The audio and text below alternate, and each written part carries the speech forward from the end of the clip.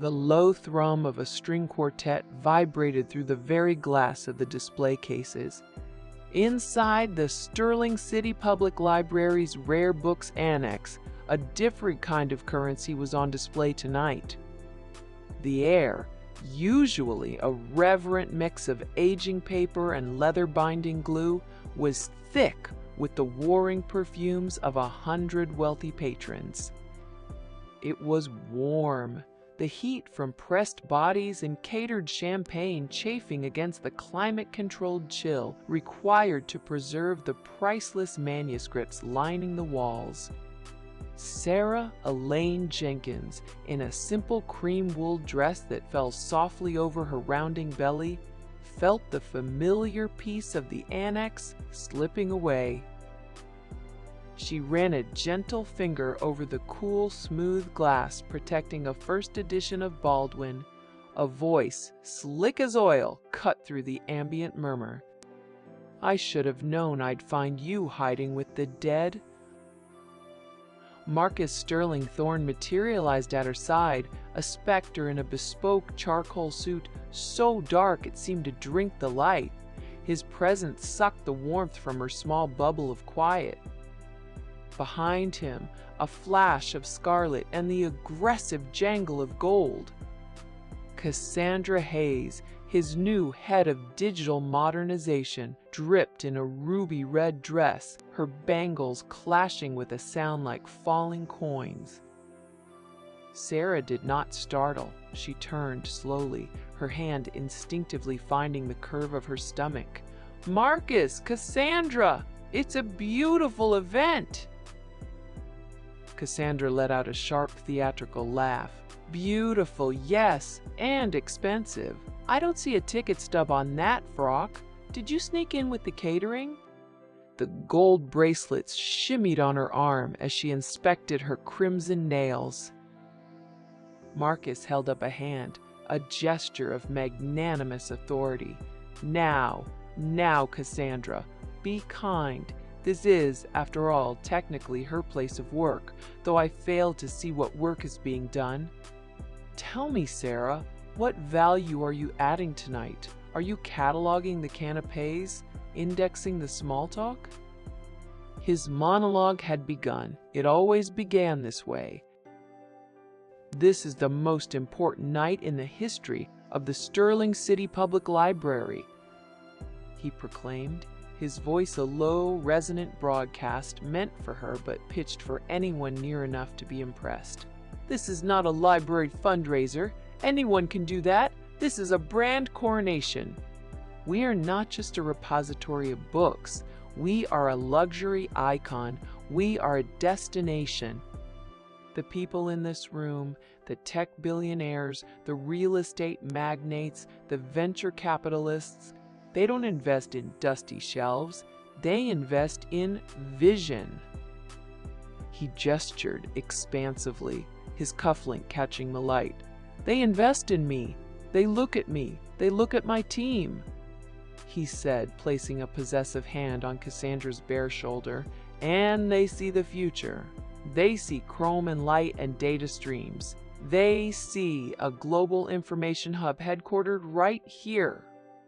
The Sterling name will be synonymous not with musty old tomes, but with cutting-edge innovation." He paused, turning his critical gaze fully upon her. The manufactured smile fell away. His eyes narrowed. "And then they see you?" The words were quiet. They were a judgment. "They see you in your, what is that, linen? In May? You look like a woman who has given up, a woman who shops at church bazaars. You are the walking embodiment of everything I am spending millions of dollars to erase. You are the ghost of libraries past." Sarah's chin lifted. Her voice was even, low. "This library's past is its foundation. These books are its soul." "Soul?" Marcus scoffed, the sound unnervingly loud. "A soul doesn't pay for gigabit fiber optic cable. A soul doesn't fund a state-of-the-art virtual reality wing. A soul, Sarah, is a liability in a world run by spreadsheets and shareholder reports. I am trying to build a legacy, and you are standing in my construction site wearing a faded, second-hand narrative. A young woman in a black server's uniform, her name tag reading E. Eliza, moved through the periphery. She held a silver tray of champagne flutes, her face a mask of professional neutrality. But her eyes, dark and intelligent, were fixed on the escalating confrontation. They missed nothing. Her phone, resting on the tray beneath a folded linen napkin, caught the light on its dark screen. "Look at you," Marcus continued, his voice dropping again, a conspiratorial cruelty entering his tone. "Every person in this room is wearing a story of success. Tom Ford, Chanel, Brioni. Their clothes say, 'I have arrived.' Your clothes say, 'I am lost.' You are a bad marketing campaign, Sarah. You are a visual representation of everything we are not. You reek of poverty." "This is my favorite dress," Sarah said, the words costing her something. Her hand tightened over the small life beneath her heart. The baby, her Eleanor, shifted, a small, reassuring flutter.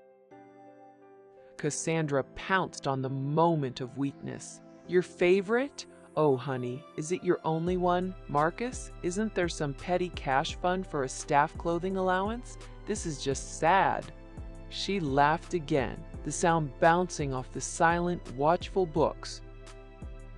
Marcus ignored her, his focus on Sarah unwavering, almost hypnotic.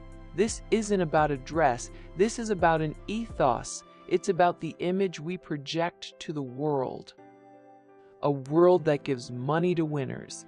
When a donor, a man about to write a 7-figure check, sees you, what does he think? Does he think of a thriving, modern institution?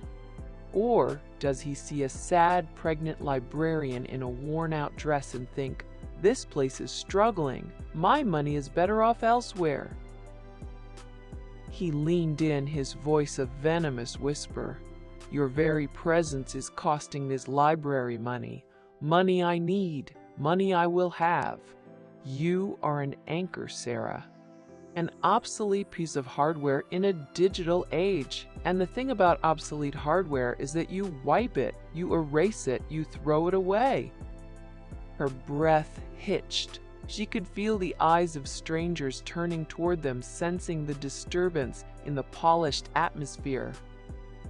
She decided. Her chin came up, her hand left her belly. Her voice was clear, without a tremor. "You are wrong about this place, and you are wrong about me."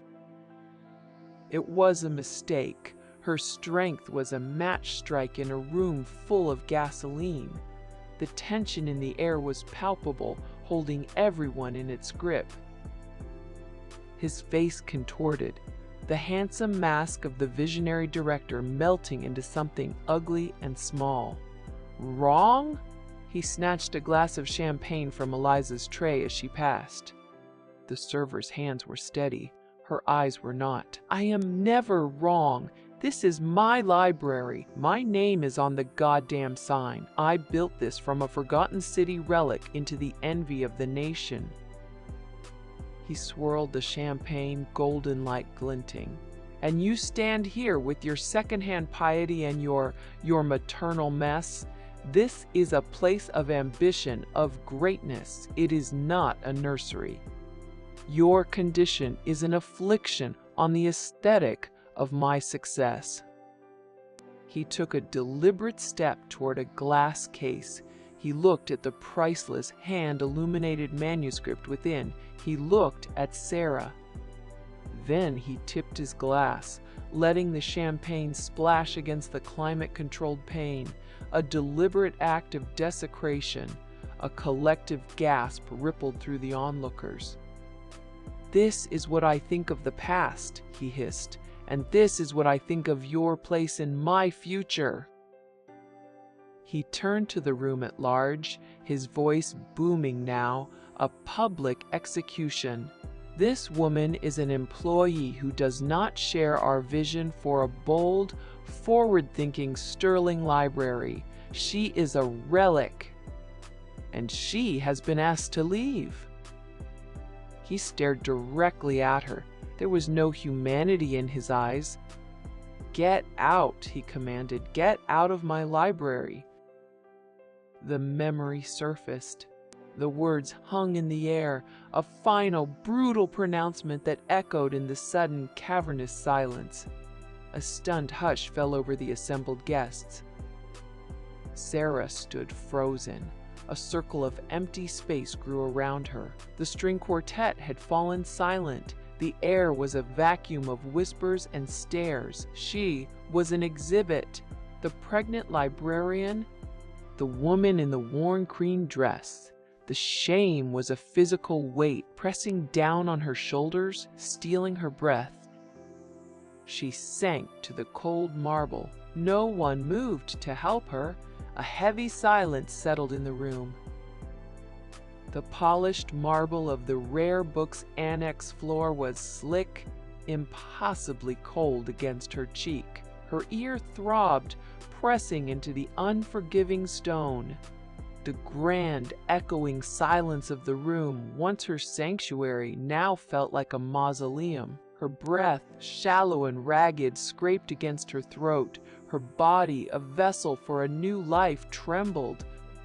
The sharp edges of humiliation, honed by Marcus's cruel words, pierced her skin.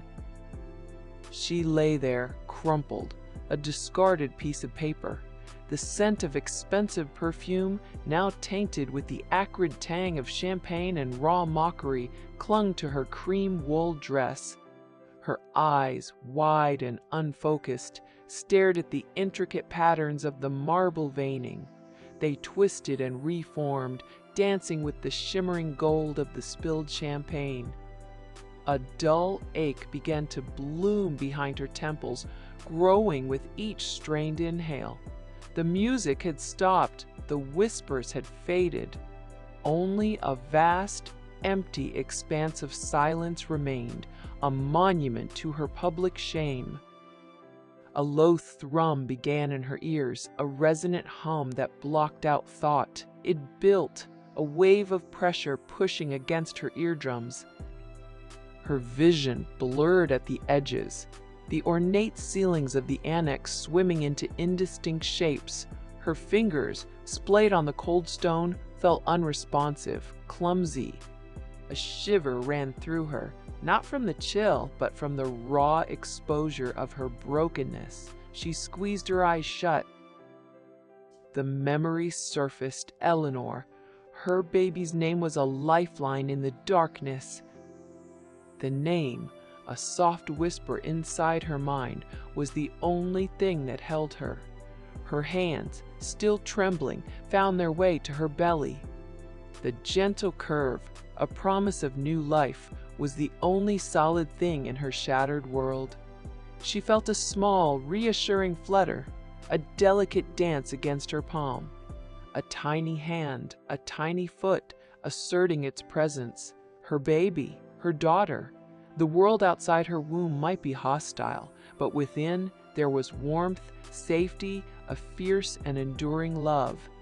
This small, perfect life depended on her. It depended on her strength. She pushed against the floor, a slow, agonizing effort. Each muscle protested, screaming with the strain. Her head felt heavy, a pendulum of pain. She found her knees, then her feet, swaying slightly as the room spun. The cream wool dress, once soft and comforting, felt like a shroud, its modest lines now a stark reminder of Marcus's derision. She needed to escape. She needed air that hadn't been breathed by his judgment. Her legs moved on their own, guided by an instinct deeper than thought. She navigated the perimeter of the room, her gaze fixed on the double doors of the staff exit, a discreet portal to the service corridors.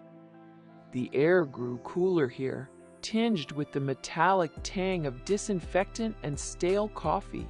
The opulent grandeur of the annex gave way to the utilitarian starkness of the back passages. Fluorescent lights, unforgiving and harsh, hummed overhead, casting her form in sharp, unflattering relief against the cinder block walls. The whispers of the party, a distant echo, finally faded behind the heavy steel door. She walked, one foot in front of the other. The floor beneath her feet changed from polished marble to scuffed linoleum, then to cold, rough concrete. The sounds of the library, the hushed rustle of pages, the muted click of keyboards were absent here. Only the rhythmic scuff of her worn shoes on the concrete and the ragged intake of her own breath broke the silence. Passage stretched on, seemingly without end, a tunnel leading deeper into the library's unglamorous underbelly. The scent of old dust and forgotten machinery filled her nostrils, a sharp contrast to the perfumed air of the party. The temperature dropped, a subtle but insistent chill seeping into her bones. A soft, insistent ringing began in her ears, a high-pitched hum that refused to dissipate. Her head throbbed in time with it. She pressed the heels of her hands against her temples, but the sound persisted. It was as if her mind had become a bell, struck hard and now reverberating with the impact. Her vision began to tunnel, the world shrinking to a small, intensely bright circle before her. The concrete floor seemed to tilt, and she stumbled, catching herself against a cool metal pipe that ran along the wall. The rough texture of the aged steel bit into her palm. She found herself in a small, forgotten alcove, tucked away behind a maintenance closet. It was dark, a patch of shadow in the already dim corridor. A faint, earthy smell of damp concrete and something vaguely metallic hung in the air. Here, she could be unseen. Here, she could breathe. She sank to the floor, her back against the rough concrete wall, the chills seeping through her cream dress. Her hands went back to her belly, a protective embrace. Eleanor shifted again, a slow, languid stretch this time. The humiliation. It was a tangible thing, a weight pressing down on her chest, squeezing the air from her lungs.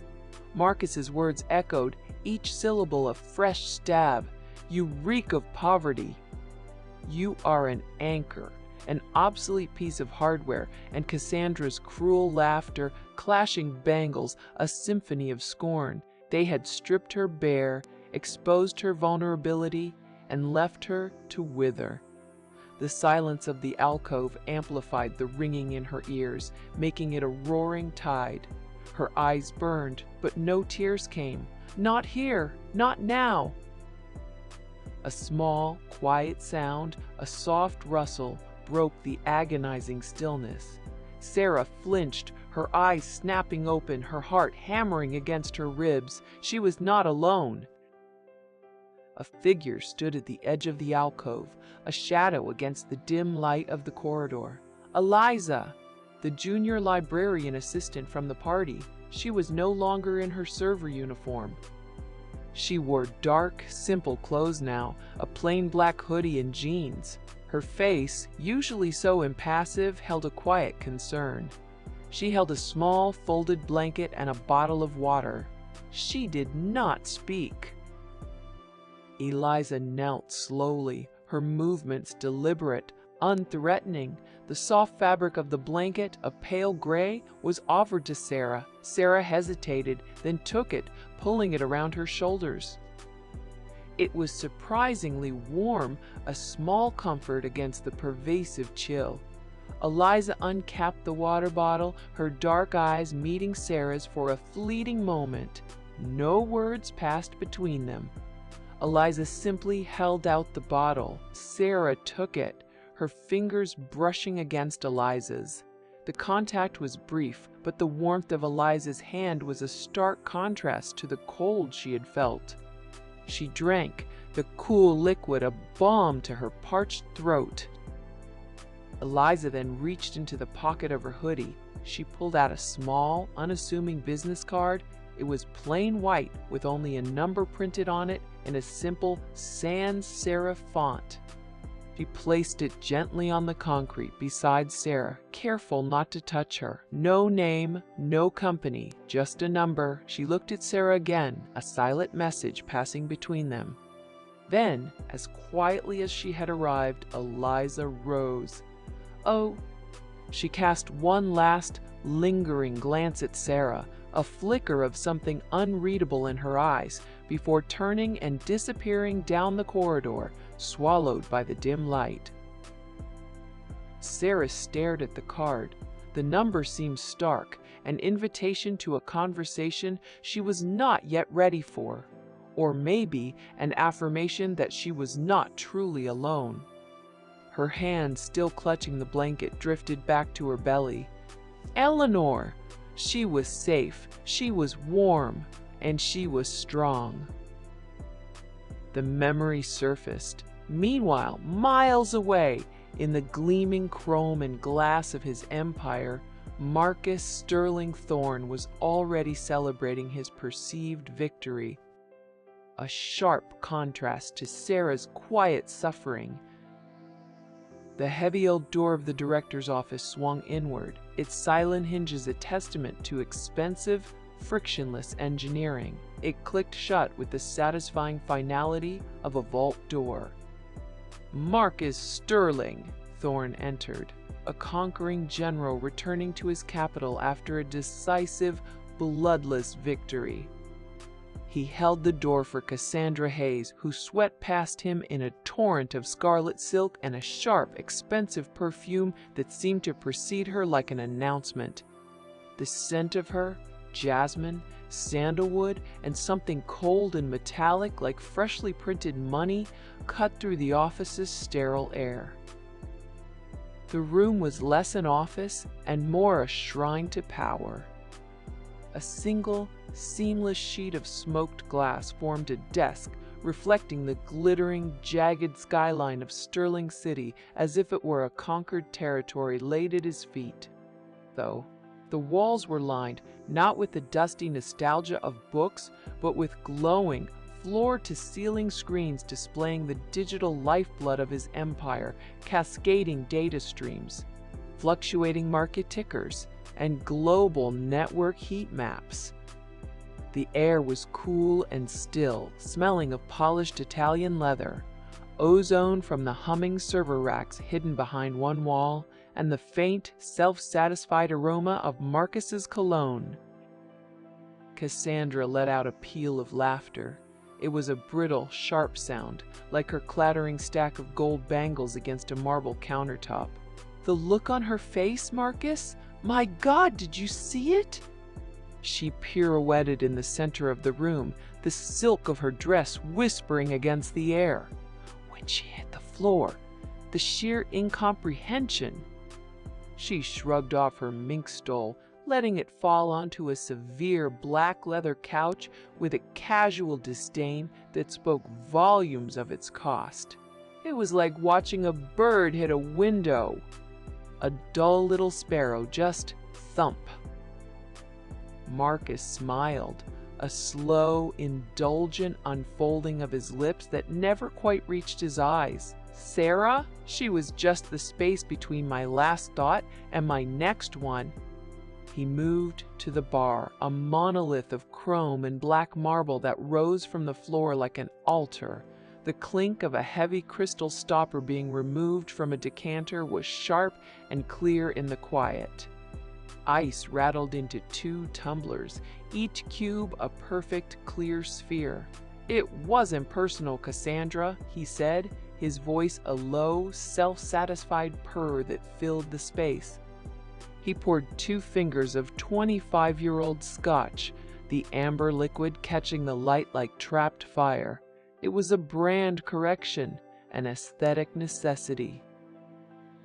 He didn't drink. He carried the glasses to his obsidian desk, the condensation leaving ghostly rings on the dark surface. From a locked drawer, he retrieved a portfolio bound in dark, supple leather that sighed as he opened it.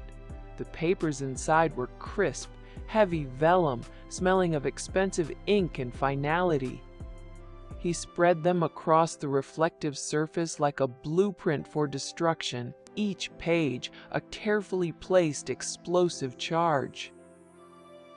Cassandra leaned over the desk, the neckline of her red dress plunging, her proximity a claim. The gold on her wrists chimed as she pointed a long, crimson nail tracing the embossed headings. Divorce petition, financial asset declaration, motion to appoint guardian ad litem. Her voice was a hushed mixture of awe and predatory hunger. She looked up at him, her eyes glittering. My God, Marcus, you thought of everything. This is surgically cruel. Everything is a matter of preparation, he monologued, his gaze fixed not on her, but on the city lights below, a galaxy of his own making. The financial instruments were moved to untraceable offshore accounts months ago. Her name was quietly and legally removed from the Foundation X charter last fall. I control the narrative now. Our lawyers will file these at dawn.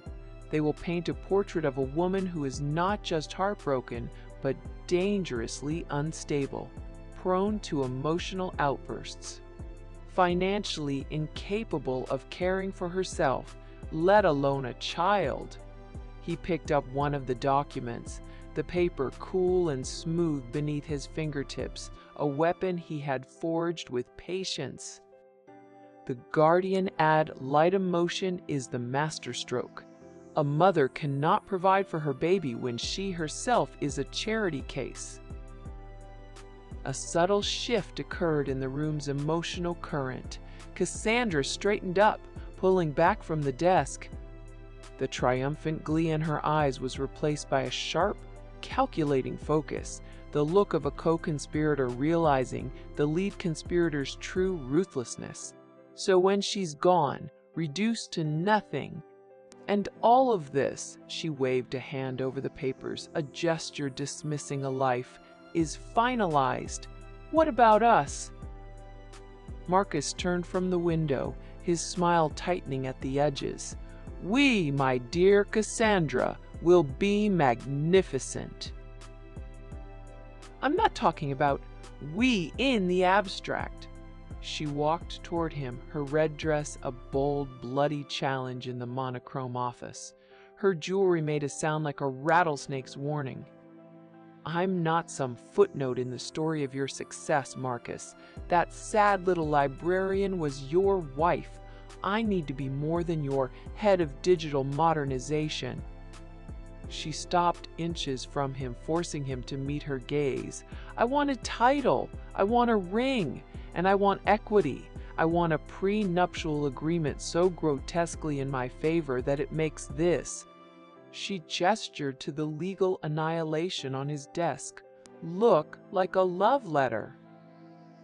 He was still for a long moment, a predator appreciating the audacity of another, her ambition, a perfect, sharp-edged mirror of his own, was something he could genuinely appreciate. He ran a single, proprietary finger along her jawline, a gesture of ownership. All in good time, my love. No, she did not flinch or back down. Not in good time, in writing. Her voice was low and steady. She was your past. You told me so yourself. You said she was sentimental, a relic. What was she, really? Marcus laughed, a short, dismissive sound that echoed in the cavernous space. He walked back to his desk, finally picking up his drink. He looked at her over the rim of the glass, his eyes as cold and clear as the ice cubes within. Sarah? She was just the space between my last thought and my next one. He expected that to be the end of it, a brutal, poetic dismissal that would reassert his dominance. He was wrong. A chilling silence filled the space. Cassandra's expression softened.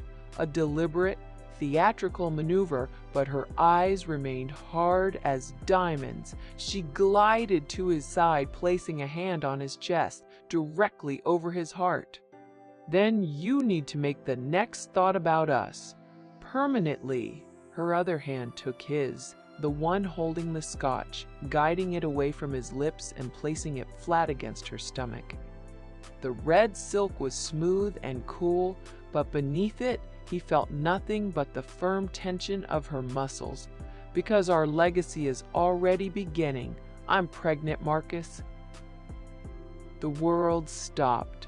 The quiet hum of the servers, the distant city traffic, the weight of the scotch glass in his hand, it all faded into a roaring silence. A child! His child! Not with the tired, sentimental DNA of the past, the lineage he was currently erasing, but with this creature of fire and ambition. An heir born of pure, forward-facing vision, not of obligation or soft, focused memory. He searched her face, looking for the lie. Her eyes were wide, sincere, a perfect reflection of what he wanted to see. And in that moment, he believed her. He was lost in the perfect, beautiful lie.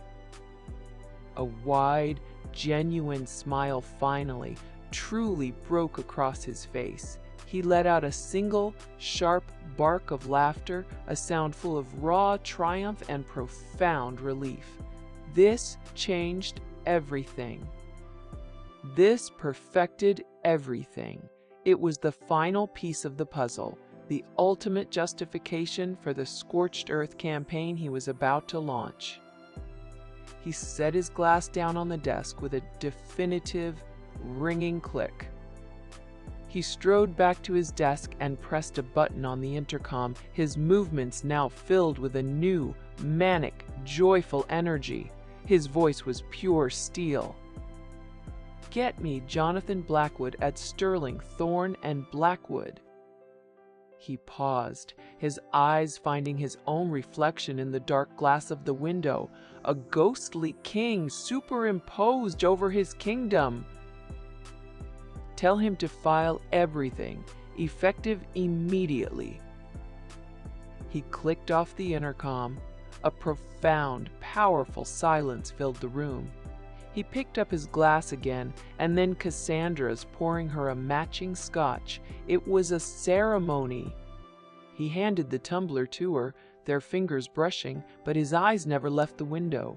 He turned not to her, the mother of his heir, but to the powerful man staring back at him from the glass. He raised a glass to his own reflection. The memory surfaced.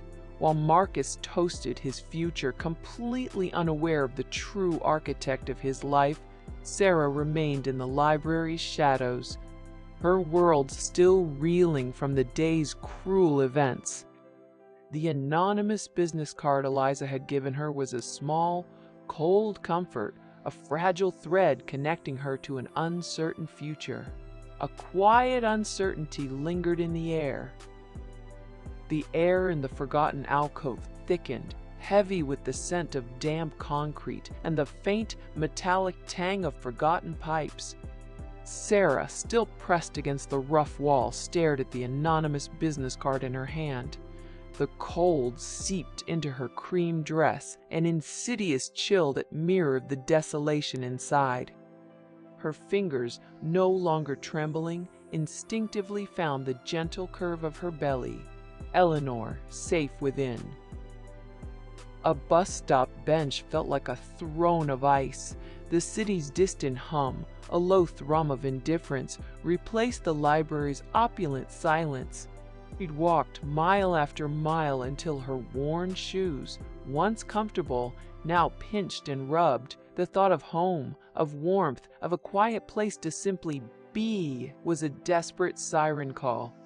A taxi was a luxury she couldn't afford. Public transport, with its kaleidoscope of faces and indifferent stares, was her only option. The bus coughed to life, spewing a plume of acrid diesel fumes that stung her nostrils.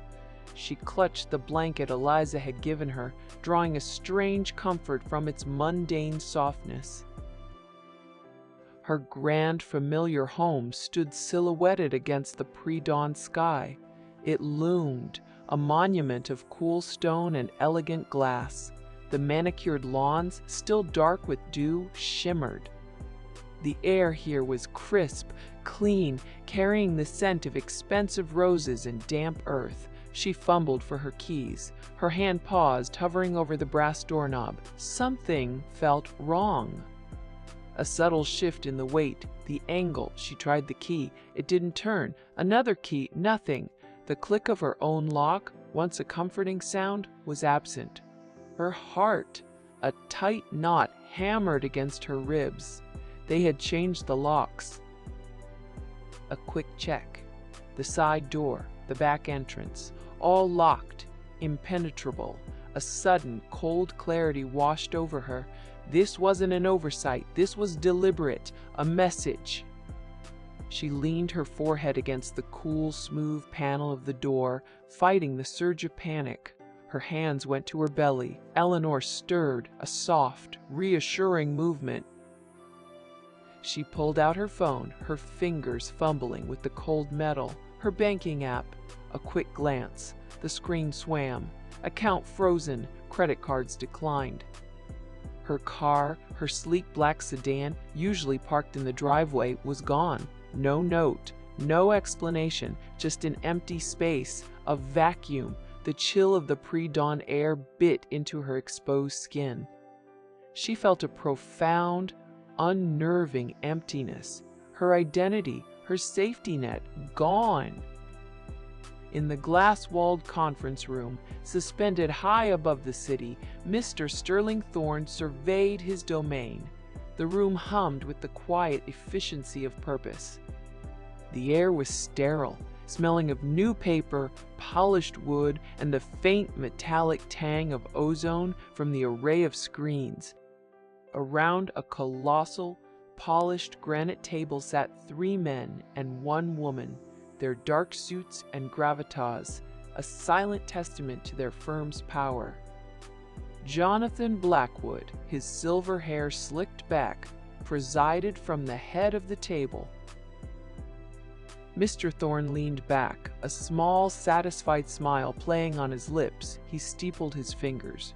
Gentlemen, Miss Anya Sharma. His voice, a low rumble, echoed slightly in the expansive space. We are here to finalize the swift and utterly clean dissolution. He gestured vaguely with one hand. Of my domestic entanglement. Blackwood cleared his throat, a dry, legalistic sound. Mr. Thorne, all instruments have been executed. The temporary restraining order is in effect. Her access to all joint and separate accounts has been revoked. The deed to the primary residence has been transferred. The vehicle is in impound, pending title transfer. Her employment status at the library will be terminated by close of business today, with immediate effect, citing gross misconduct and unsuitability for public-facing roles. Mr. Thorne's smile widened. He savored each word. Excellent!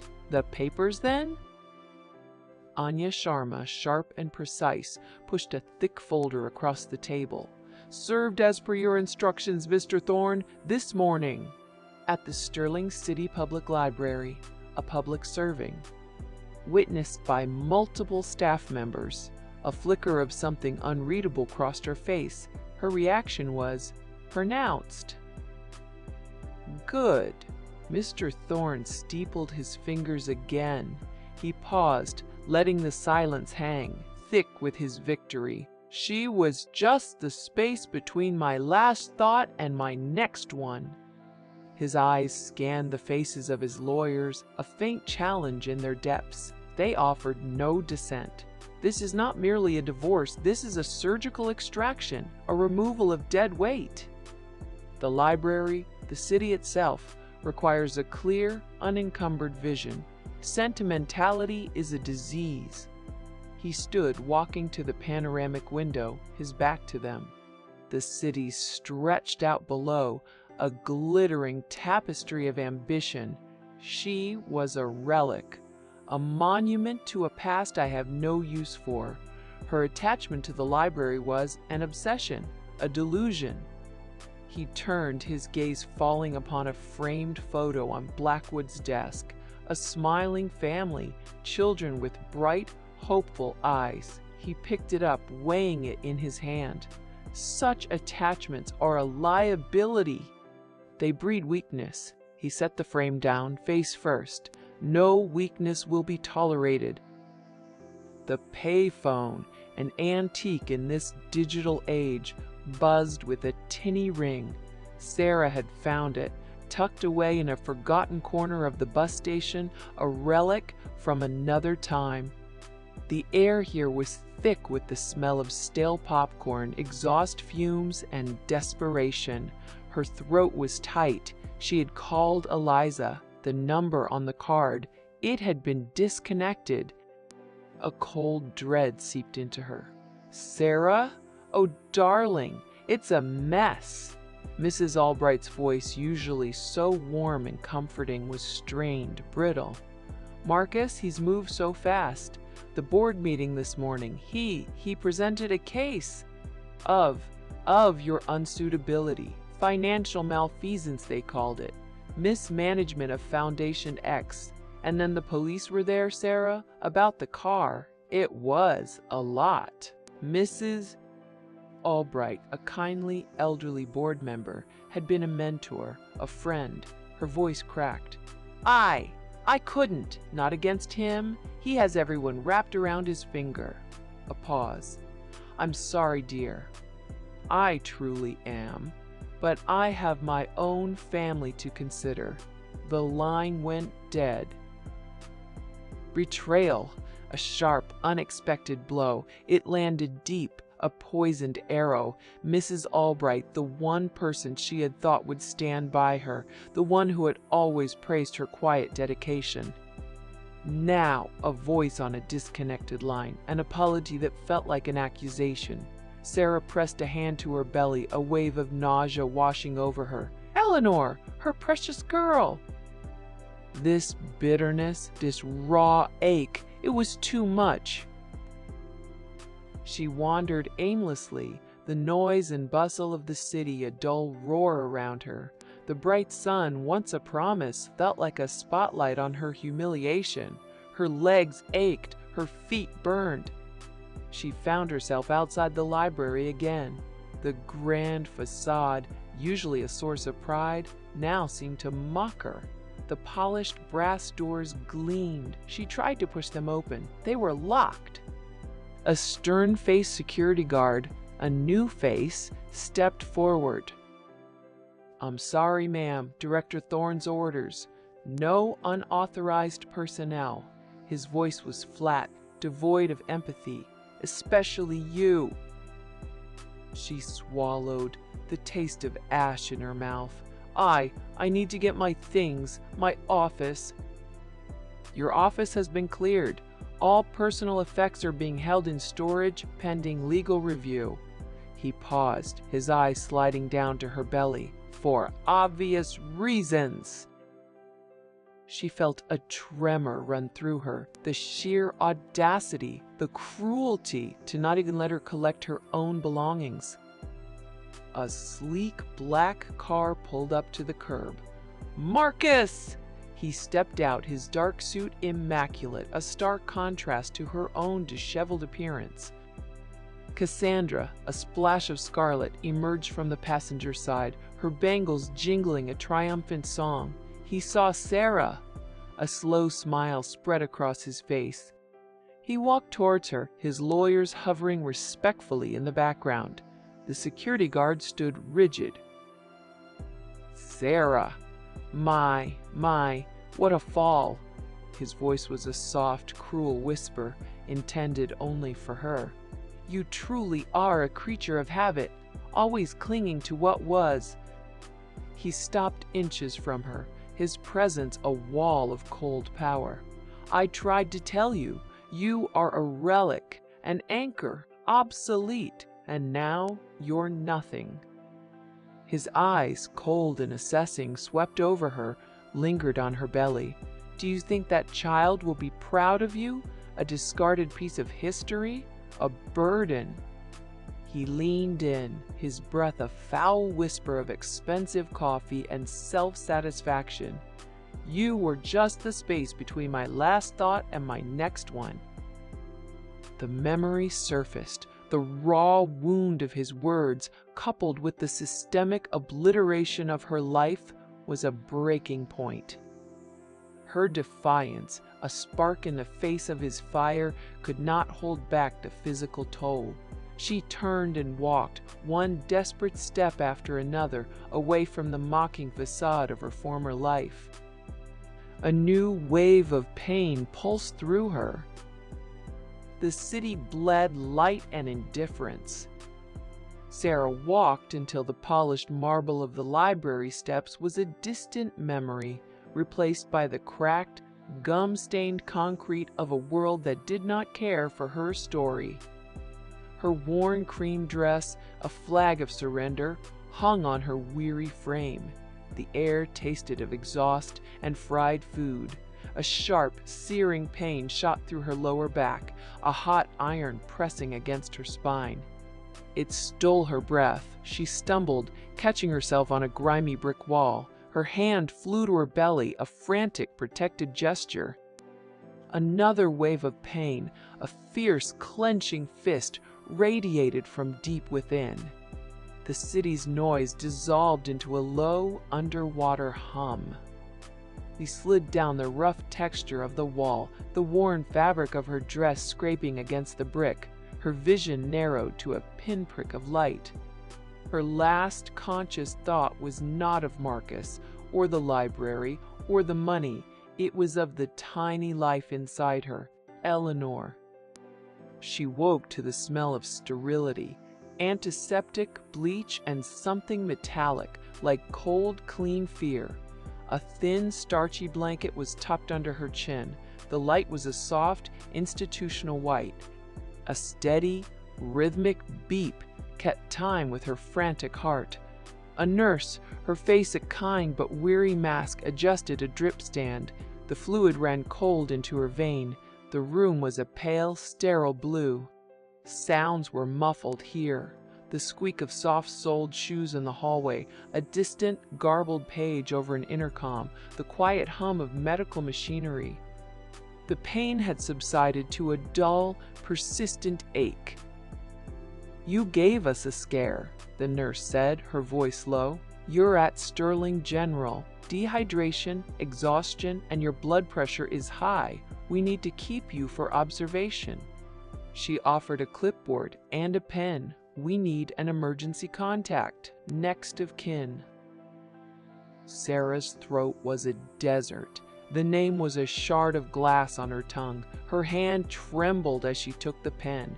With a pressure that felt like it might crack the plastic, she wrote his name, Marcus Sterling Thorne, and his number. It was a final, desperate prayer to a God she knew was deaf. The nurse took the clipboard, her professional gaze not betraying a hint of pity.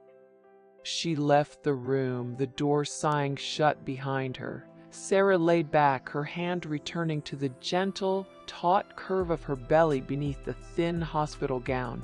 "Please, Marcus, just this once. Please be a man." The call came.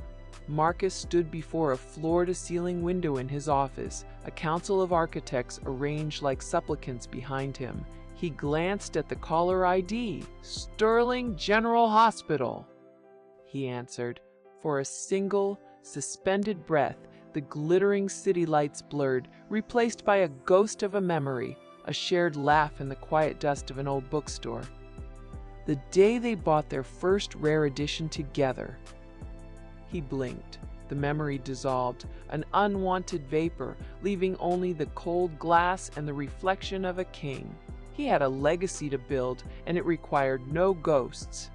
His voice, when he spoke, was a blade of ice. "I am not her husband. I am not responsible for her complications. Do not call this number again." He hung up.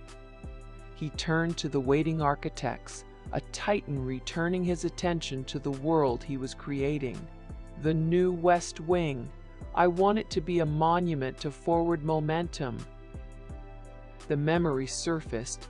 Back in the sterile confines of the hospital, Sarah registered Marcus's cold rejection with a desolate clarity that cut deeper than any physical pain.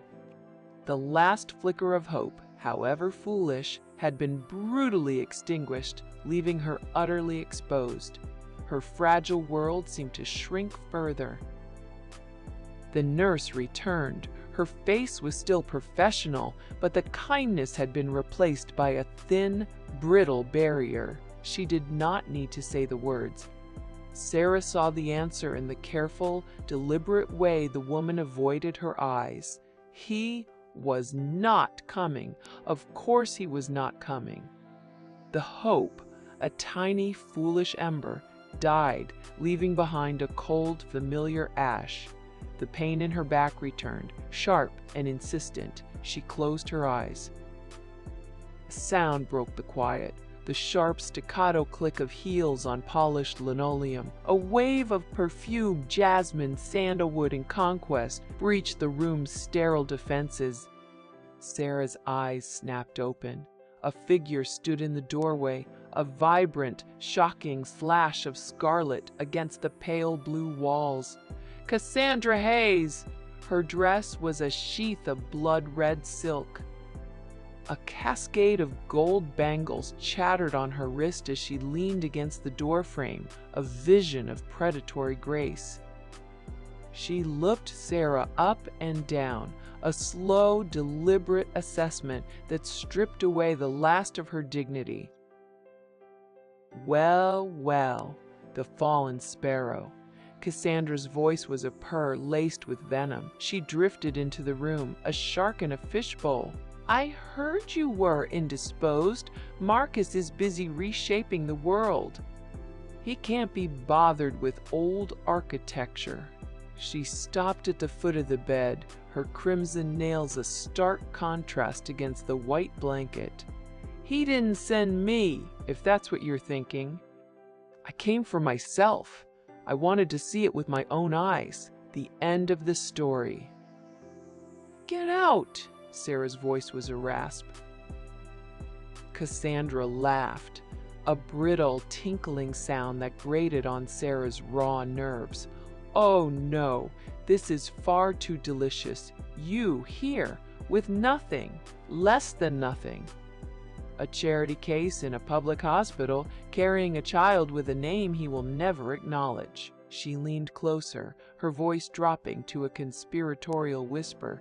Her perfume was suffocating. Do you know what he's doing right now? He's choosing the marble for the new Foundation X headquarters. Our foundation, the one that will fund our child's future. Her hand went to her own flat stomach, a gesture of smug, triumphant ownership. A vice of pure agony seized Sarah's body. It was a pain that dwarfed all that came before. It tore a gasp from her lungs. The rhythmic beep of the heart monitor escalated into a frantic, high-pitched scream. The world went white at the edges. Through the haze, Sarah saw Cassandra's face. The smug triumph faltered, replaced by a flicker of genuine shock, then something like fear. This was not part of her victory lap. Doors burst open. Blue-clad figures rushed in, voices overlapped, sharp and urgent. She's crashing. Blood pressure is 180 over 120. Baby's in distress. We have to get her out now. Prep the operating room, stat. Cassandra stumbled backward, out of the way, her loud jewelry suddenly silent. She looked small for the first time, irrelevant. A garish splash of color in a world of life or death grayscale. She turned and fled. They were moving. The ceiling tiles streaked above her, a blur of white panels and fluorescent lights. The gurney rattled, a frantic, metallic rhythm. In the chaos, a voice echoed in the desolate quiet of her mind. Marcus's voice, cold, clear, and final. Sarah? She was just the space between my last thought and my next one. The words landed with the force of a physical blow. This was it. The bottom, a void, an afterthought. She was nothing. Her chin sank to her chest. Tears she had refused to shed burned behind her eyes. Then a flutter, a small, defiant kick from within. Eleanor, the pain, the fear, the humiliation, they all receded, replaced by a surge of primitive, powerful clarity. Her hand, limp at her side, clenched into a fist. Her chin came up. The operating room was a blast of cold. The air, thick with the smell of iodine and ozone, chilled her skin. A blue curtain blocked her view. Voices, calm and professional, murmured above her. She felt a pulling, a strange internal pressure. Detachment. She was a vessel, a ship being carefully, expertly unloaded in a storm. She focused on the beeping, the hum of machines, the quiet clink of steel instruments. The world held its breath. And then a sound, not a cry of pain, but a thin, furious wail that sliced through the clinical quiet. It was the sound of a new lung drawing its first defiant breath. A raw, piercing declaration of existence. It was the most beautiful sound she had ever heard. The memory surfaced. Later, in the hushed embrace of the recovery room, the raw chaos of birth subsided into a fragile peace. A quiet warmth began to spread through Sarah. The recovery room was silent. The frantic beeping was gone, replaced by a profound, exhausted quiet. The sun was setting, casting long, golden bars of light across the floor. Sarah lay alone, the thin blanket pulled up to her chest. A nurse entered, her smile genuine this time. In her arms was a small, tightly wrapped bundle. The nurse placed the baby in the crook of Sarah's arm. "Em!" He was so small, a dusting of fine, dark hair, a perfect, miniature face still wrinkled from her dramatic entry. Her tiny hand, with its impossibly small fingers, was curled into a fist. Sarah traced the curve of her cheek with one finger. The baby stirred, a soft sigh escaping her lips. The world, with all its cruelty and noise, fell away. There was only the weight of this new life in her arms, the clean, sweet smell of a newborn, the warmth of her own daughter. She held Eleanor. A quiet moment of profound connection passed. The hospital room held the deep, almost reverent quiet of late night, a hush so profound it seemed to absorb the distant hum of the city. Only the soft, rhythmic inhale and exhale of a newborn, barely audible, dared to break the stillness. The air, cool against Sarah's skin, carried a layered scent, the sharp, clinical tang of disinfectant battling gently with the sweet, milky, almost powdery aroma rising from Eleanor's tiny form. It was a smell unique to newborns, a comforting, almost addictive blend that triggered a profound sense of connection in Sarah, a biological imperative to protect and cherish. A pale moonbeam, thin and indifferent, performed a slow, spectral dance across the polished linoleum floor, highlighting specks of dust that normally went unnoticed. It traced the sterile lines of the intravenous stand near the wall, cast elongated shadows from the empty chair, and finally rested, a silver ribbon, on the foot of Sarah's narrow hospital bed. The bed itself, with its utilitarian metal frame and thin, firm mattress, offered little in the way of luxurious comfort, and the scratchy hospital blanket, of faded blue, was more functional than inviting. Yet within its confines, Sarah found a deep, primal solace. Her left arm, heavy with exhaustion but resolute in its purpose, formed a warm, living cradle for her daughter. Eleanor, a small, perfect miracle of wrinkled skin and dark, downy hair, slept soundly, her tiny fist curled instinctively against Sarah's breast, a miniature anchor in a turbulent world. Sarah's eyes, heavy with a weariness that seeped into her very bones, stared unseeing at the acoustical tile ceiling. Each square seemed to mirror the others, a pattern of muted uniformity that reflected the claustrophobic reality of her situation. The world, once sprawling and complex, had undeniably shrunk, contracting to this sterile box, this fragile new life, and the overwhelming weight of her own shattered existence. Outside, the city hummed, a low, continuous thrum that spoke of countless lives continuing, oblivious to her quiet despair, to the seismic shift that had just occurred within these four walls. She could almost picture the distant glow of street lights, the rush of late-night traffic, each movement a stark contrast to her own suspended animation. Her phone, cold and heavy in her trembling hand, felt less like a device and more like a tether, a last fragile connection to a life that lay in ruins. The smooth, cool metal casing pressed against her palm, its weight a physical manifestation of the decision she had to make.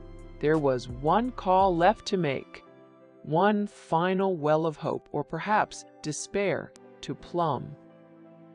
She took a shaky, uneven breath, the air catching in her throat, tasting metallic with anxiety. Her thumb, hesitant and trembling, hovered over the contact. Her mother, the last bastion. The screen, a beacon in the dim room, glowed with a faint, almost ethereal light, illuminating the fine lines of worry etched around Sarah's eyes, deepening the shadows beneath them. Her heart hammered against her ribs, a frantic bird trapped in a cage. "Just get it over with," a desperate voice whispered in her mind. "One more rejection, one more cut. What difference does it make now?" With a surge of resignation that masked a desperate plea for acceptance, she pressed the call button. The ringing, sharp and insistent, seemed impossibly loud in the hushed room, each tone a fresh, jarring assault on the fragile peace she had found in Eleanor's presence. It reverberated in the silence, an impatient demand for attention, shattering the quiet like brittle glass. 2 rings. 3. Sarah squeezed her eyes shut, bracing herself. Then a voice. "Hello?" Her mother's voice, sharp, precise, cut through the quiet like a surgeon's scalpel. There was no warmth, no customary maternal inquiry, no gentle question of well-being. It was merely an acknowledgement of an interruption. "Mother, it's me, Sarah!" Her own voice felt raw, unused, as if she hadn't spoken in days. It was hoarse, thick with unshed tears and the lingering exhaustion of childbirth. "Sarah, what do you want?" The words were delivered with a chilling lack of inflection, a dismissive tone that implied her call was an unwelcome imposition.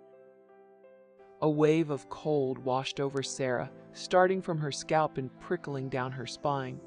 The utter absence of "how are you?" of "are you all right?" was a gaping wound, just accusation, just judgment.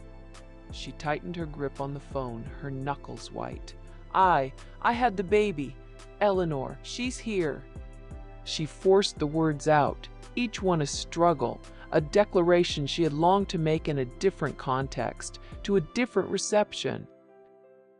A pause, a long, brittle silence stretched between them, thin and taut as a violin string, threatening to snap.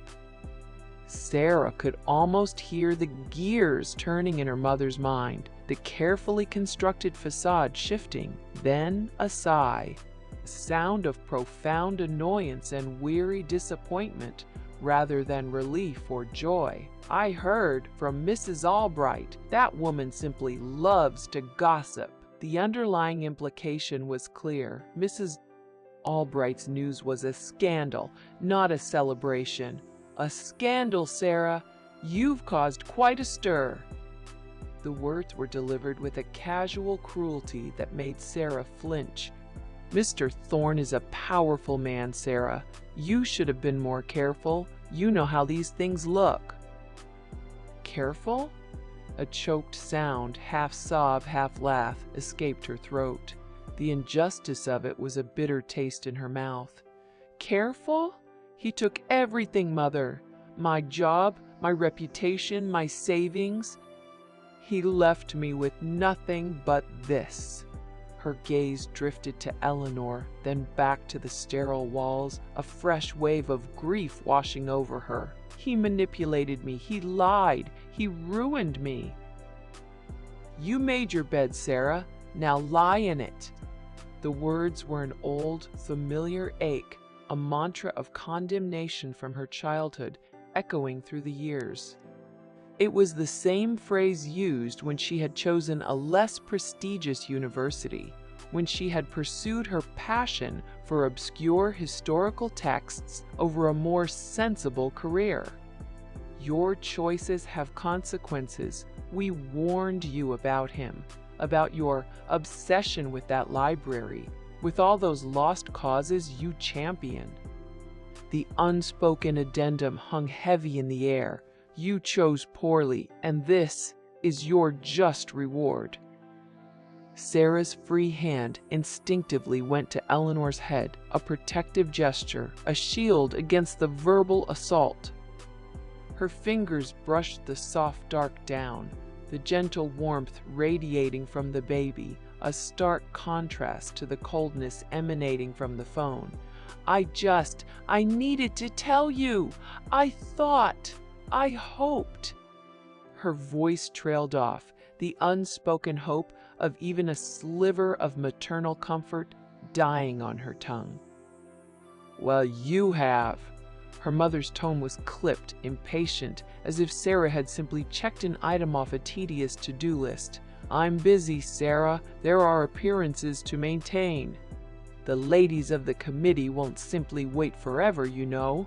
The emphasis on appearances stung, a reminder of the superficial world her mother inhabited, a world where reputation overshadowed reality, where a new grandchild was a social inconvenience rather than a joyous event. Another pause, this one shorter but equally charged. Then, a new voice, firm and resonant, cut through the line. It was deep, masculine, and entirely unfamiliar. Adele, that's enough. The words, though quiet, carried an undeniable weight, a tone of command that startled Sarah. Her mother, usually so unyielding, started to protest, a faint, indignant squawk. But I said that's enough. The voice held an undeniable authority, an iron will beneath the calm exterior. There was no room for argument, no question of appeal.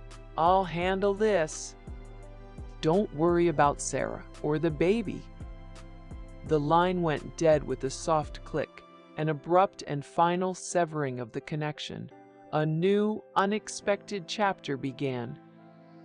Sarah stared at the black screen of her phone, the dim glow of the numbers fading, leaving behind only her own reflection, distorted and pale.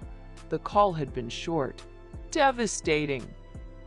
It had taken every ounce of her remaining strength, only to leave her more hollowed out than before.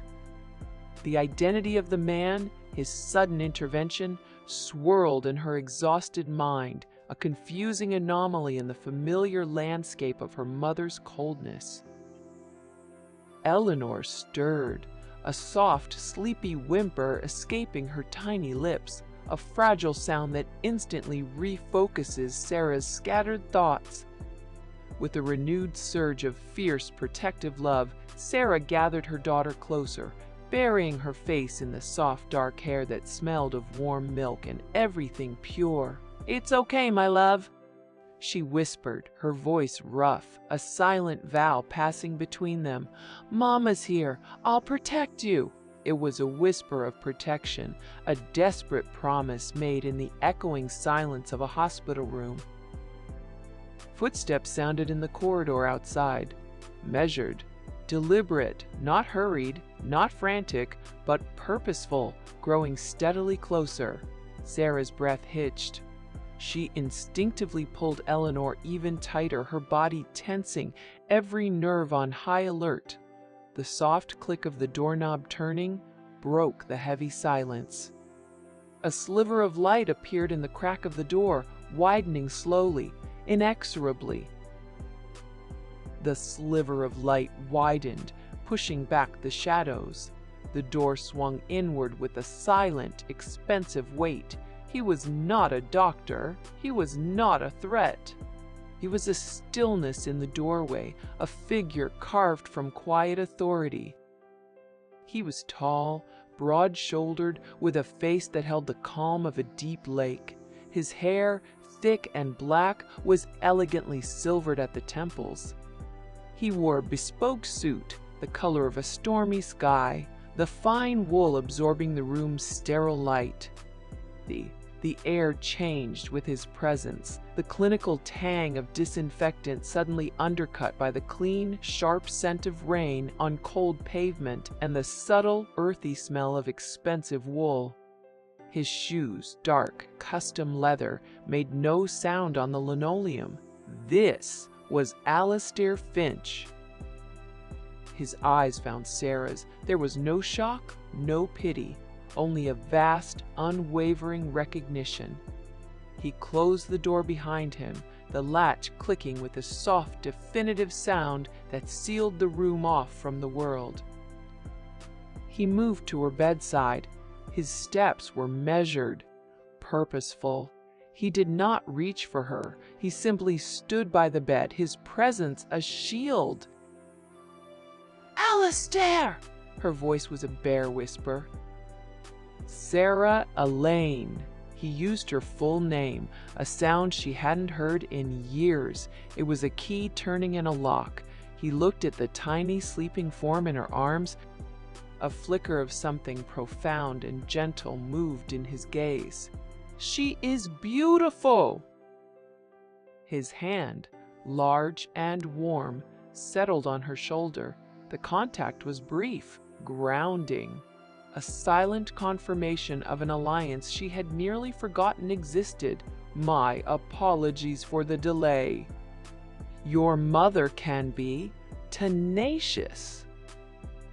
Sarah's chin lifted. The exhaustion remained, but the brittleness in her posture hardened into steel. She was no longer just a woman in a hospital bed. She was a decision. Behind Alistair, the door opened again. Two figures entered, as silent and precise as their leader. A man in a charcoal suit carrying a slim leather briefcase, and a woman in a severe navy dress holding a tablet. They did not look at Sarah. They moved to the small table by the window, setting up with an unnerving efficiency. Laptops were opened, documents were laid out. Their movements were a quiet, coordinated ballet of devastating purpose. The room was no longer a sanctuary or a prison. It was a command center. A sharp, imperious knock rattled the door. It was not a request. It was a demand for entry. Alistair did not turn. "Enter!" The door swung open with a theatrical flourish. Mr. Sterling Thorne stood there, a vision of dark, predatory elegance. His suit was midnight black, his tie a slash of silver. He held a small, perfect bouquet of white orchids, an offering for a ghost. His eyes swept the room, taking in the scene. He saw Sarah, pale and diminished in the bed. He saw the baby, a footnote he had already discarded. He saw Alistair and his team, and a slow, contemptuous smile spread across his face. He laughed, a low, rumbling sound of pure arrogance. "Well, well, you've hired a lawyer." He strolled into the room, placing the orchids on the empty visitor's chair with a dismissive pat. They looked obscene in the sterile environment. "Let me save you some time, counselor, and save my former employee here some money she doesn't have. There is no case. There is no claim. There is no connection. Our relationship, professional and otherwise, has been terminated. Anything she imagines she is owed is a fantasy." Marcus's monologue filled the room, a toxic fog. He gestured around the small space with a sweep of his hand. "Look at this, a public hospital, a charity case. This is the bed you made for yourself when you refused to modernize, when you clung to the past like a drowning woman clutching at driftwood. I am the future. The Sterling City Library, under my guidance, is shedding its dead weight, its dusty, forgotten things." He took a step closer to the bed, his voice dropping, laced with a false, cruel intimacy. "I did what was necessary, for the library, for the city, for progress.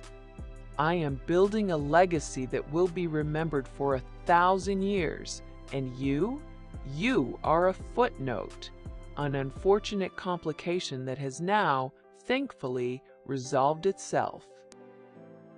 He paused, waiting for the tears, for the pleading.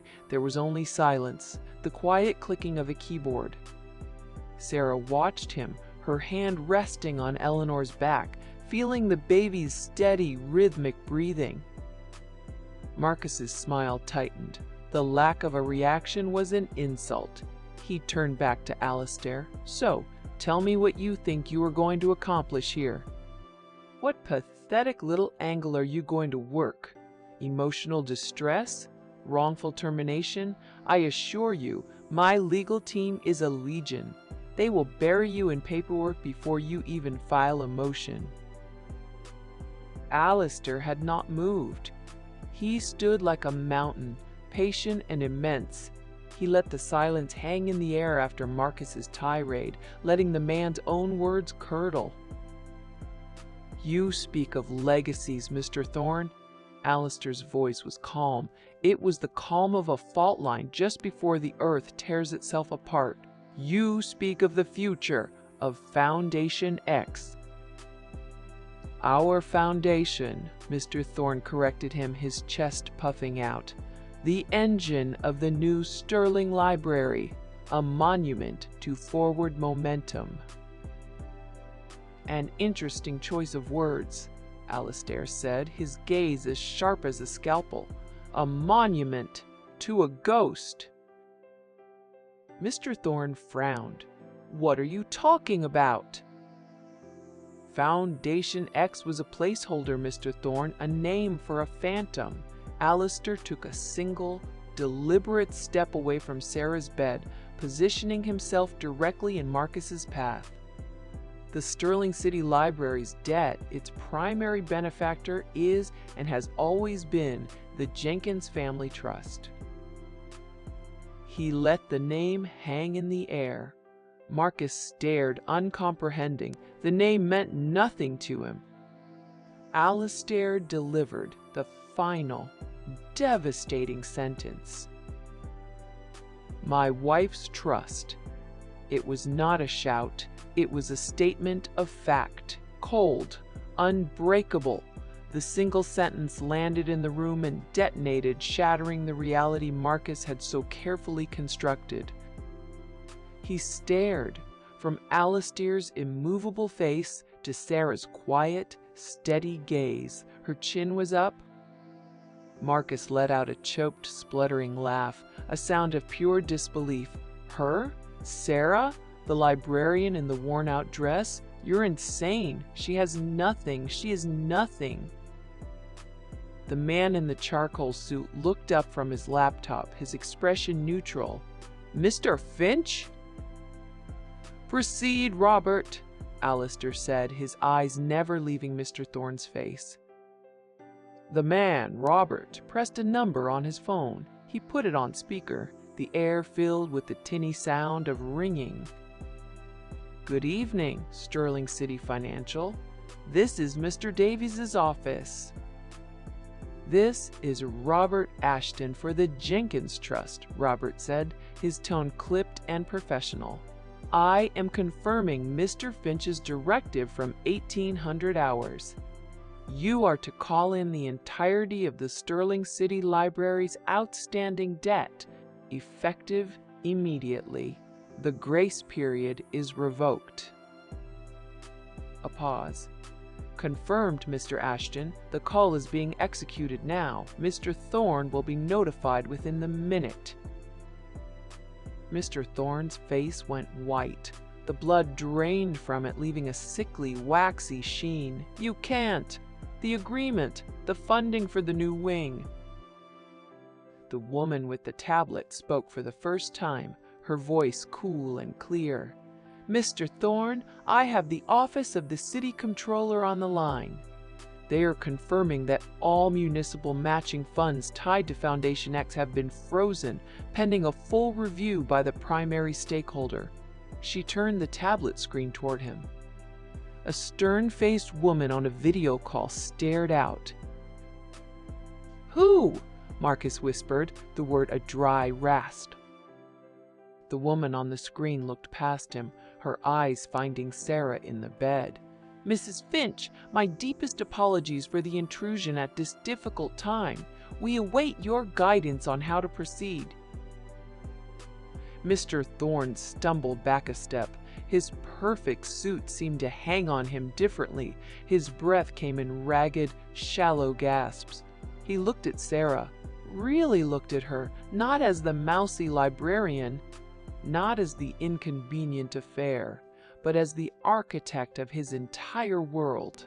The woman he had shamed, the woman he had mocked, the woman he had discarded. She held her daughter. This small, perfect act held immense power. Her throne. The air crackled with a shift in power. His eyes were wide with a new, dawning horror. It was an abyss opening at his feet. The power, the money, the legacy, it was all hers. It had always been hers. He had been nothing but a steward, playing with her money, dancing on her stage. He had tried to build a monument, but he had forgotten to check the bedrock. The floor was gone. Marcus lowered his head slowly, a gesture of absolute, utter defeat. His reign, built on a foundation of avarice and arrogance, was unequivocally over. The memory surfaced. Justice, however, was not yet complete, and the stage was being set for the final reckoning. Days later, under a pall of grim anticipation, the Sterling City Public Library prepared for a board meeting unlike any in its history. The atmosphere in the annex was thick with expectation. The air in the Sterling City Public Library's rare books annex no longer smelled of aging paper and leather polish. It now smelled of the dry electric tang of ozone from the massive display screen dominating one wall, a scent that left a metallic taste in the back of the throat. It smelled of expensive, conflicting perfumes, a cloying gardenia warring with a sharp citrus, and beneath it all, the cold, unmistakable scent of fear. The long mahogany table from the first scene, once a serene space for academic pursuit, had been repurposed. It now gleamed under the recessed lighting like a slab in a morgue, reflecting distorted, funhouse versions of the tense faces of the library's board of directors. The temperature was a deliberate, conditioned cool, a climate control for preservation, though it was unclear if the books or the careers were the primary subject of the effort, which was set at precisely 72 degrees.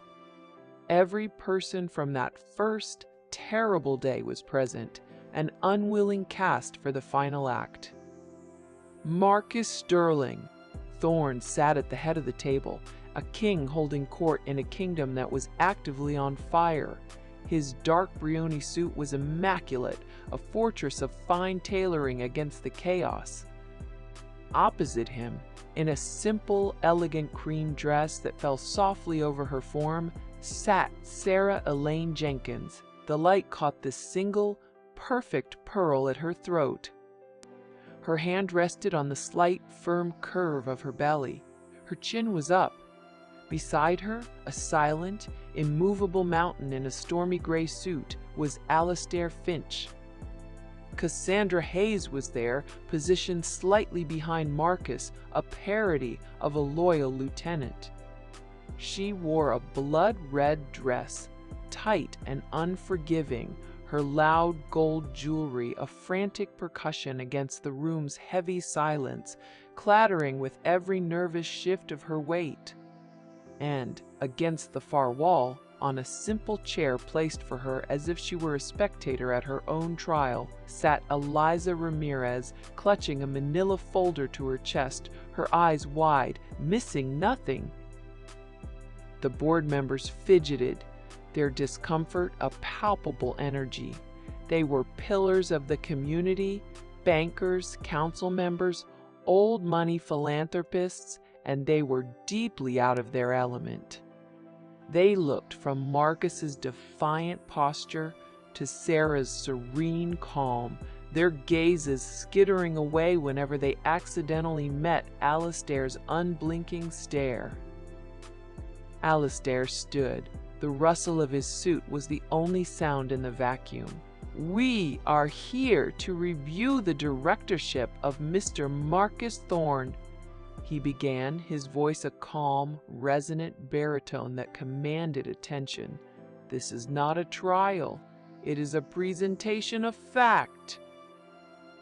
He nodded to Robert Ashton, who stood by the large screen, a pale, precise man in a rumpled suit.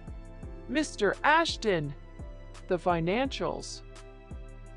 "Of course." Robert's voice was dry, the sound of ancient parchment. He tapped a key on a nearby laptop.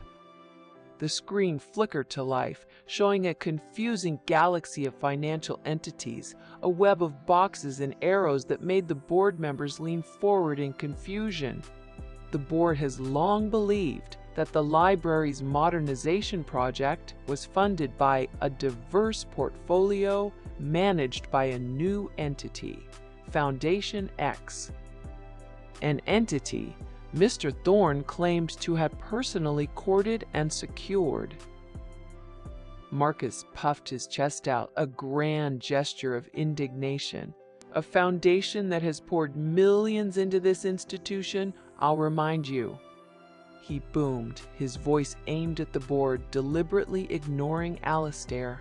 "A foundation whose vision I share, whose trust I have earned. We are on the precipice of greatness. This is merely a distraction by a disgruntled former employee with a personal vendetta." Robert, unfazed, tapped another key. The chart on the screen simplified with a soft electronic chime, the web collapsing until only two names remained, connected by a single, brutal, red line. Foundation X was a legal fiction, a shell corporation. The sole funding source, the entity that holds the library's debt and has underwritten its every expenditure for the past 5 years, is the Jenkins Family Trust. A collective intake of breath hissed through the room. The name was known, of course, but only as a whisper of old money, reclusive and distant. "That's a lie," Marcus snapped, his voice a whip crack in the stillness. Alastair's voice was a low rumble, devoid of heat but full of weight.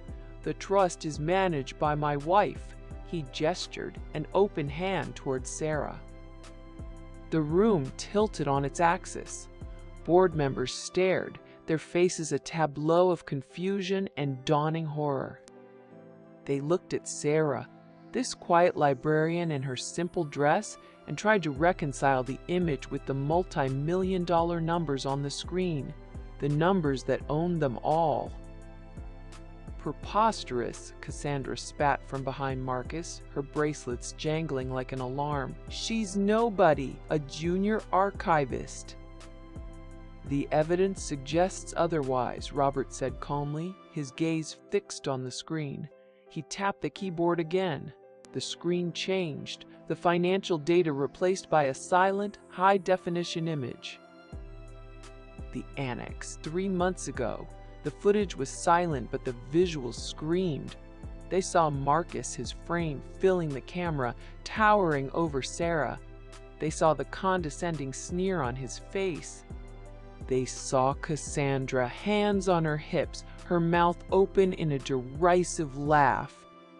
They saw Sarah, clutching a stack of books to her chest like a shield, her face pale, her hand instinctively going to her belly even then. Crucially, the camera also caught the reactions of the other librarians, the way they flinched, the sudden fascination with their own shoes, the hurried retreat to the stacks. The entire, brutal, public shaming played out in unbearable clarity. When the footage ended, the screen went black, leaving only their own distorted reflections staring back at them from the dark glass. Marcus's jaw was a tight, angry knot. "A carefully edited clip. It proves nothing. A simple management disagreement that has been blown out of proportion." "Then let's add audio," Alistair said evenly. He looked toward the junior librarian, his gaze softening almost imperceptibly. "Miss Ramirez, you were present. You gave a sworn deposition." Eliza Ramirez stood, her legs trembling so hard she feared they might give out. She clutched the folder so tightly her knuckles were white. She took a deep, shuddering breath, her eyes finding Sarah's for a flicker of a second. Sarah gave a small, almost imperceptible nod of encouragement. "Miss Ramirez," Alistair prompted gently, "what did you record Mr. Thorne saying after Sarah Lane left the room that day?" Eliza opened her folder. The rustle of the paper was a gunshot in the dead quiet of the room. Her voice was small, but it carried like a bell. She read from her own meticulous notes. Mr. Thorne was gloating. Miss Hayes asked if he was worried about Mrs. Finch, about what she might do. Eliza swallowed hard, her eyes fixed on the page, refusing to look at Marcus. She read the next words, each one a stone dropped into a deep well. He laughed. He said, "Sarah? She was just the space between my last thought and my next one." Silence, absolute and profound. The quote hung in the air. An epitaph for a ghost. It was not just dismissive, it was an erasure. The cruelty of it was absolute, a perfect, polished gem of contempt. Cassandra saw her world dissolving. The money, the power, the reflected glory, it was all tied to Marcus, and Marcus was sinking like a stone in deep water. She had to untie herself, now. Panic made her reckless. She stood abruptly, her chair scraping loudly against the polished floor. She brought a trembling hand to her flat stomach, a gesture of pure, desperate theater. "This is too much," she cried, her voice high and strained, cracking on the last word. "The stress, Marcus, my love, think of the baby." The word hung in the air, obscene and absurd. Baby. Marcus stared at her, his expression one of complete, slack-jawed bewilderment. The board members looked from Cassandra's desperate hand to Sarah's gentle, real, and undeniable curve. Sarah watched, her expression a mask of calm. She had seen this coming. Alistair's team had been thorough. Before Marcus could even formulate a response, Alistair nodded to a severe-looking woman in a navy dress who had been standing silently by the door. "Miss Vance." Miss Vance stepped forward holding a tablet. Her voice was as clinical as a scalpel. "Cassandra Hayes, date of birth, May 12, 1998. You visited Dr. Anya Sharma for a complete physical 2 days ago. We have the report, signed and authenticated." She turned the tablet so the screen was visible. "There is no pregnancy, Miss Hayes. According to Dr. Sharma's sworn medical statement, there has never been a pregnancy." It was an execution, swift, clean, clinical. Cassandra crumpled as if she had been physically struck. Her face, a mask of shock, turned to a man on the board, an older man with a kind face that was now a landscape of pure, gut-wrenching shame. "Uncle Charles," she whimpered, the sound barely a breath. Councilman Charles Dubois, a pillar of the community, rose slowly to his feet, his chair making a soft, mournful sound. He did not look at his niece. He addressed the board, his voice thick with a sorrow that was profound. "I have. For 40 years in public service, I have prided myself on my family's integrity, on the values we represent in this city." He paused, gathering himself, his hands gripping the back of his chair. "The behavior I have witnessed, the callous cruelty, the pathological lies I have heard today, I can no longer, in good conscience, associate my name with this person."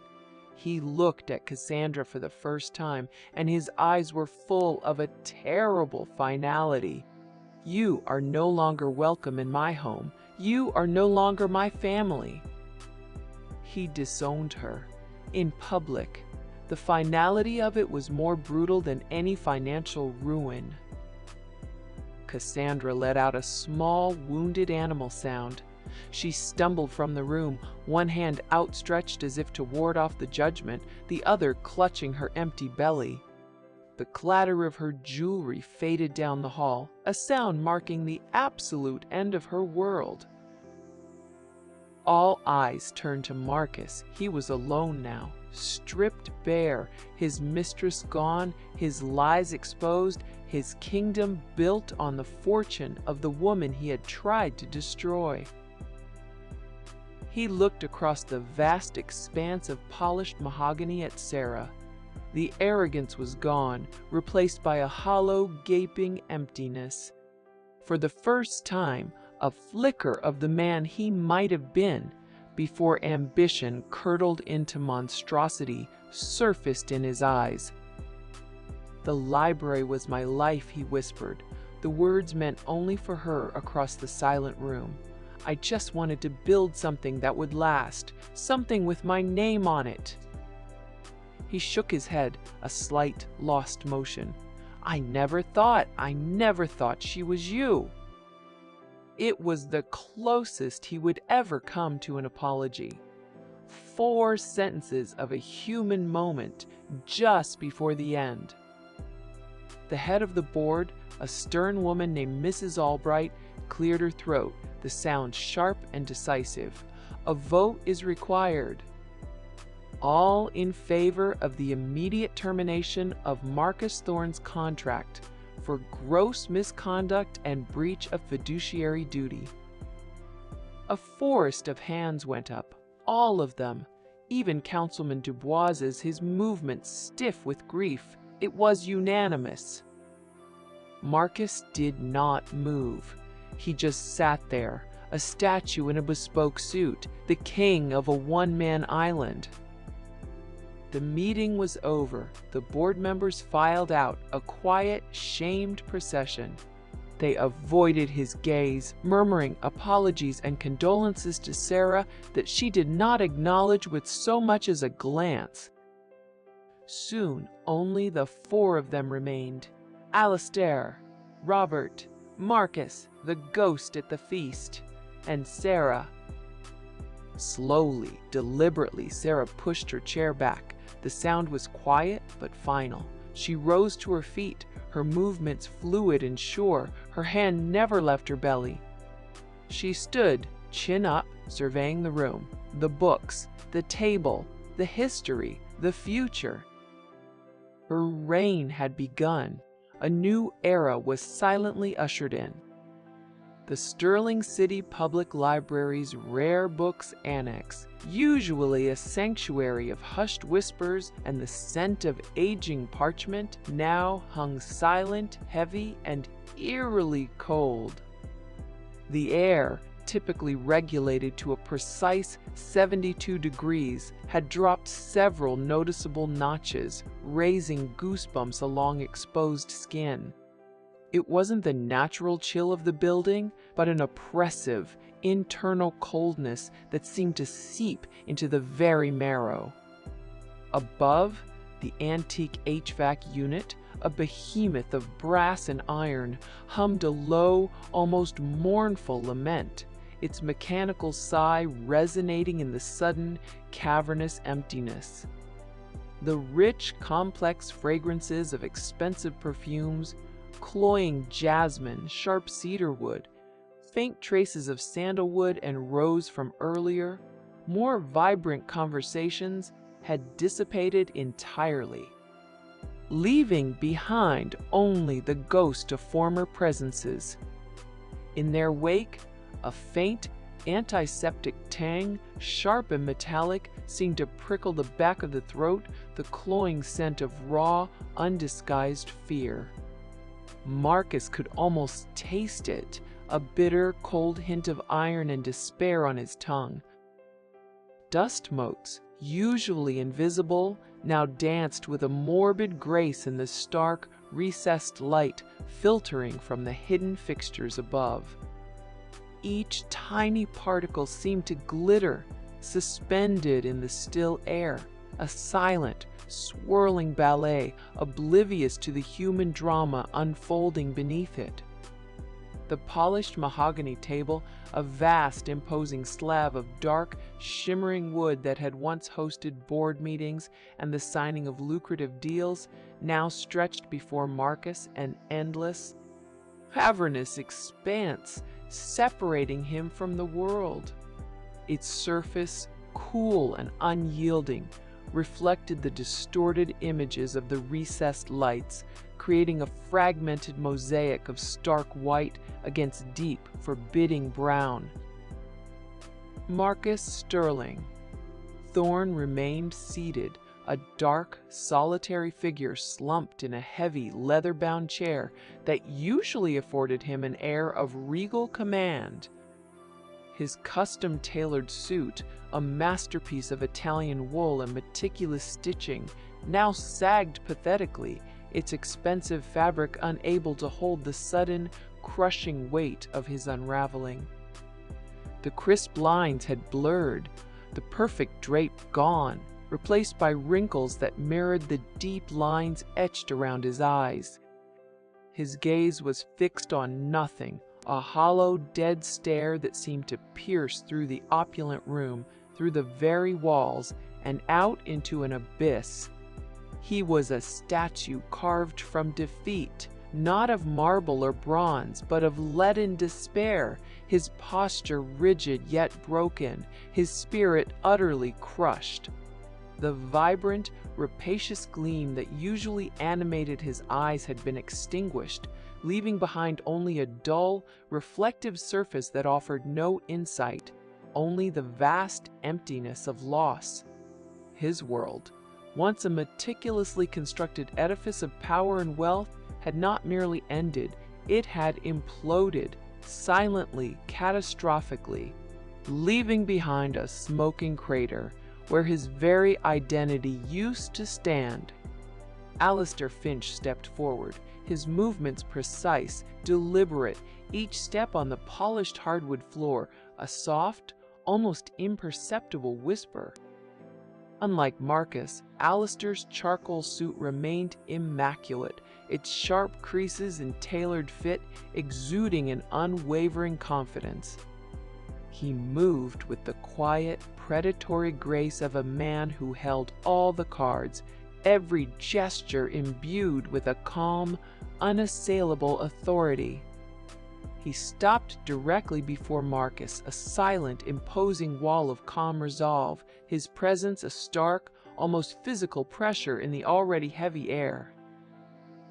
Robert Ashton, ever efficient, ever the silent architect of destruction, moved to the gleaming display screen embedded seamlessly into a nearby wall. The subtle hum of the technology was barely audible beneath the drone of the HVAC, yet it seemed to draw all attention. Robert's fingers, long and slender, tapped a key with a soft, decisive click that echoed disproportionately in the silence. The screen, previously a placid sheet of black, now flared to life, its bright, unforgiving pixels displaying a single, stark document in a cold. Official typeface, official notification of termination and immediate seizure of assets. The words seemed to glow with a chilling finality, each letter a brand against Marcus's already flayed senses. Marcus flinched, a sharp, involuntary jerk that sent a tremor through his slumped frame, as if the words themselves were physical blows delivered directly to his chest, stealing the air from his lungs. His eyes, though still unfocused with shock, darted involuntarily, drawn by the luminous, cruel glow of the screen. He saw his name there, stark and undeniable, his company, his empire, gone. The realization was a dull throb behind his eyes, a cold, sickening sensation blooming in his gut. "Sterling City Acquisitions," Robert announced, his voice devoid of inflection, a flat, clinical drone that stripped the words of any emotion, any humanity. It was the voice of a dispassionate machine relaying irrefutable facts. A shell corporation owned by Mr. Thorne. Its holdings, including controlling interest in Sterling City Media Group, are now subject to immediate divestment to satisfy outstanding debts to the Jenkins Family Trust. Marcus's lips parted, a dry, raspy sound escaping, but no words followed. His mind raced, grasping at straws, at the familiar pillars of his financial labyrinth, only to find them crumbling to dust. Sterling City Media Group, the jewel in his crown, the source of his vast influence, now reduced to collateral. He tried to reconcile the detached legal jargon with the burning reality of his total loss, but the words swam before his eyes, mocking him with their precision. Alistair nodded slowly, a slight, almost imperceptible movement that nonetheless conveyed absolute conviction. His gaze met Marcus's for a fleeting moment, a glimmer of cold satisfaction deep within his eyes before they moved away. "All personal and business accounts linked to these entities are frozen, Mr. Thorne," Alistair stated, his voice calm, steady, each word a hammer blow. "Effective immediately. All liquid assets are under interim receivership of the trust." "What?" Marcus's breath hitched, a ragged, desperate sound trapped in his throat. Frozen. The word reverberated in his mind like a death knell. Not just the business accounts, but personal accounts. The sudden, terrifying emptiness of his financial world yawned before him, a void where his security, his power, his very identity had been. He tried to speak again, a choked gasp escaping, but no sound emerged. His jaw worked, his tongue felt thick and useless in his dry mouth. He felt a dizzying lurch, as if the floor beneath him had dropped away and his meticulously constructed world truly began to crumble, fragment by agonizing fragment. The silence in the annex became a physical weight, pressing down on him, suffocating him. "Your access to the library premises," Alistair continued, his voice still soft, dangerously so, yet carrying the crushing weight of absolute finality, "effective immediately, is rescinded. Permanently." He paused, letting the implications sink in, the stripping away of Marcus's last vestige of perceived authority. "Any attempt to enter will be considered trespassing, Mr. Thorne. You understand the implications of that, I trust?" The humiliation was a fresh, searing burn. This library, his family's legacy, the very symbol of his manufactured benevolence, was now forbidden to him. He, Marcus Sterling Thorne, reduced to a common trespasser. The irony was a bitter, acrid taste in his mouth, joining the metallic tang of fear. Robert tapped another key. The screen flickered, shifting abruptly. The official document vanished, replaced by a mugshot-style photo of Marcus, caught in an unflattering flash, his features slightly distorted by the pixelation. Overlaid across his face in harsh block capitals were the words, "Persona non grata." A brutal, digital stamp, a public shaming that stripped him of dignity, reducing him to a pariah in the place he had once commanded. Marcus stared at his own image, the grim, defeated face on the screen seeming to mock him, amplifying his own internal scream of impotent rage and despair. A rustle of fabric, soft yet resolute, drew Marcus's gaze from the damning screen. Sarah Elaine Jenkins stood, her simple cream dress a stark, almost blinding contrast to Marcus's dark, ruined figure. The fabric, a soft linen, seemed to absorb the light rather than reflect it, creating an aura of calm and quiet strength. Her hand rested gently, protectively, on the subtle curve of her belly, a gesture of profound, unassuming power that resonated deeply in the silent room. Her chin was up, her gaze steady and unwavering, meeting the hollow emptiness of his own with an unsettling clarity. She wasn't just looking at him, she was seeing him, truly seeing him, perhaps for the first time.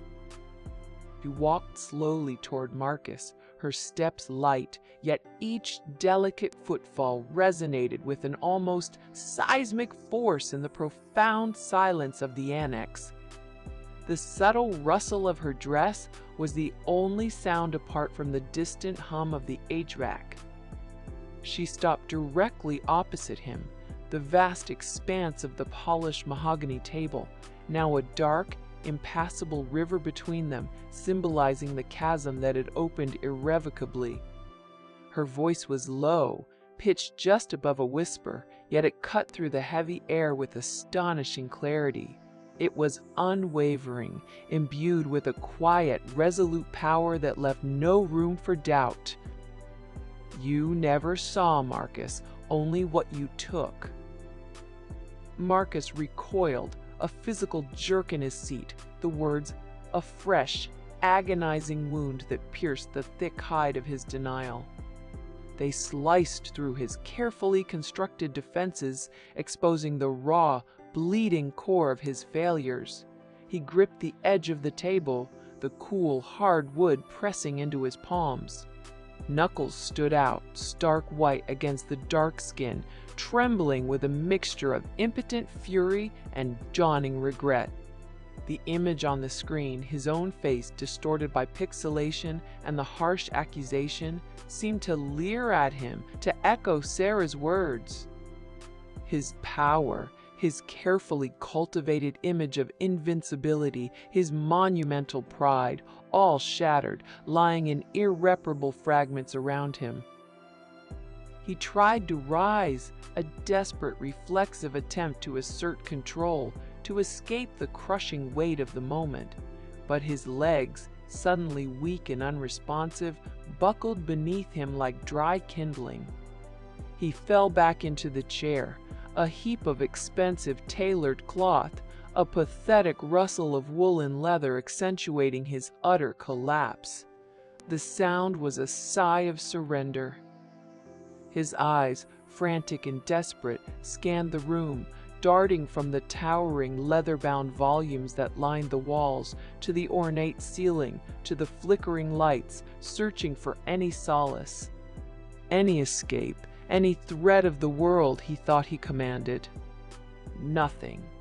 The immense luxury of the annex, once a testament to his ambition, now offered only a cold, mocking comfort, an empty shell mirroring his own. Alistair stepped closer, his shadow falling across Marcus, an unyielding presence. His voice dropped, a low, grave tone that reverberated with chilling finality.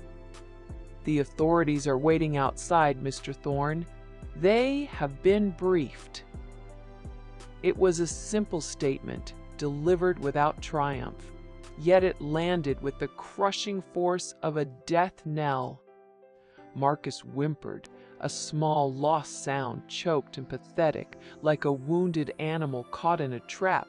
It was the sound of a once mighty roar reduced to a gasp.